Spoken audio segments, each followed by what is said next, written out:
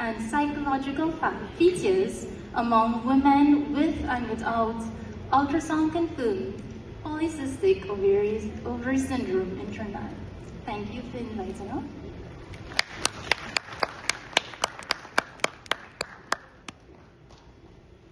Good afternoon, everyone. My name is Adelia Tinanat, an MBBS student at the University of the West Indies.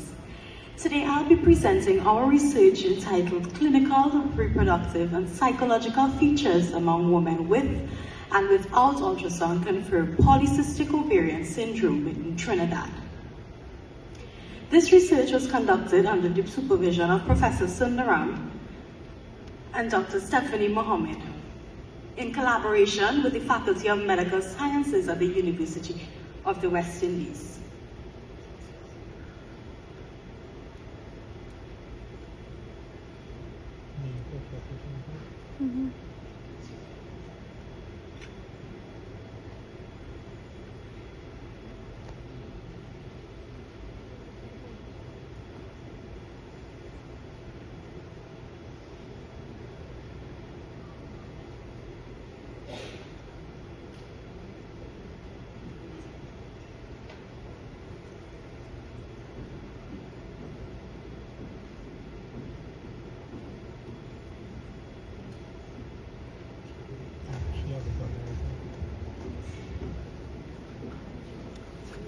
Polycystic ovarian syndrome, also known as PCOS, affects 6 to 13% of women of reproductive age worldwide and around 7% in Trinidad. It is characterized by menstrual irregularities, hyperandrogenism, and polycystic ovaries. However, PCOS, it extends far beyond just reproduction. PCOS also affects metabolic, dermatologic, and psychological health, making it a far more complex and multi-systemic disorder. Although PCOS is common globally, it is quite under-recognized in low and middle income settings. In the Caribbean, reliable data is scarce, and there are very few studies that incorporate the use of ultrasound-confirmed diagnosis. Our population is ethnically diverse, and these differences can influence how PCOS is presented. Our research aims to fill that regional gap by providing the first baseline ultrasound-confirmed database for Trinidad.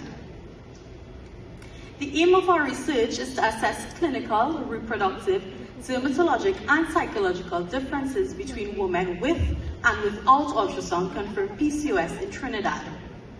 Specifically, we compared socio-demographic and lifestyle factors. We evaluated reproductive and dermatologic features such as acne and alopecia, and we assessed mental health severity. Finally, we identified predictors of confirmed PCOS using regression analysis. This was an analytic, web-based cross-sectional study among women ages 18 to 45 years in Trinidad and Tobago. Participant recruitment was done via social media outreach using convenient snowball sampling, and data was collected using a standardized clinical report form using online interviews. We used assessment tools such as the Thurman-Galloway score for hirsutism, Roots amenorrhea scale for menstrual flow, and the Beck's depression inventory for psychological assessment. Participants were classified into 3 groups: no PCOS, probable PCOS, and confirmed PCOS based on symptoms and ultrasound confirmation. Diagnostic criteria followed the NIH 1990, Rotterdam 2003, and 2023 Monarch International Guidelines, which incorporated psychological comorbidities. The use of ultrasound confirmation ensured a more objective and reliable classification rather than the use of self-reported status alone. All analyses were performed using SPSS B25.